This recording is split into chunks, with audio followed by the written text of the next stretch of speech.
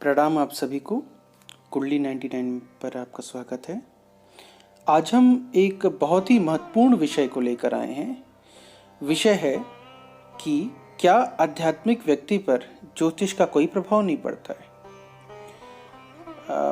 पहले इस विषय को समझने से पहले हम जानते हैं कि अध्यात्म क्या है और ज्योतिष क्या है।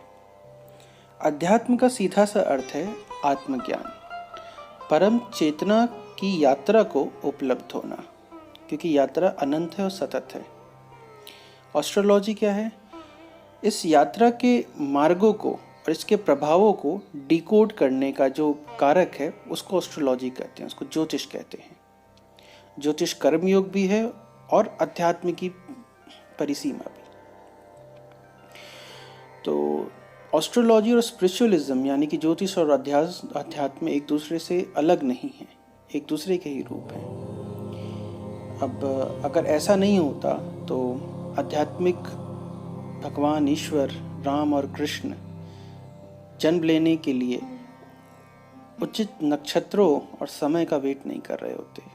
कहा जाता है कि कल की अवतार बुद्ध या फिर मैत्रेय, इनका भी समय था या रहेगा आगे। एक उपयुक्त नक्षत्र और समय काल का वेट कर रहे हैं।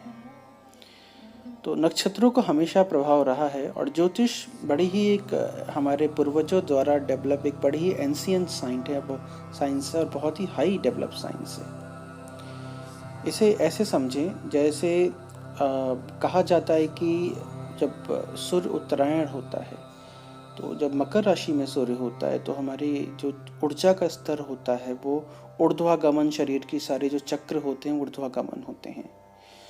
तो इसका इम्पैक्ट है, सूर्य का मकर राशि में जाना एक पार्ट ऑफ एस्ट्रोलॉजिकल इंसिडेंट है और इसका इम्पैक्ट अगर आपके स्पिरिचुअल जर्नी पर पड़ रहा है तो स्पष्ट रूप से एस्ट्रोलॉजी का इम्पैक्ट स्पिरिचुअल व्यक्ति पर भी पड़ता है। ज्योतिष में तो यहाँ भी कहा जाता है कि अगर आपका जन्म भौतिकवादी नक्षत्र में हुआ है तो आप चाह कर भी अध्यात्म के क्षेत्र में जा नहीं सकते, व्यक्ति की रुचि ही नहीं होगी वहाँ पे। और अगर किसी व्यक्ति का रुचि आध्यात्मिक क्षेत्र में है तो वो सब कुछ पाके भौतिकवादी जीवन से सब कुछ छोड़कर वो अध्यात्म में जाएगा।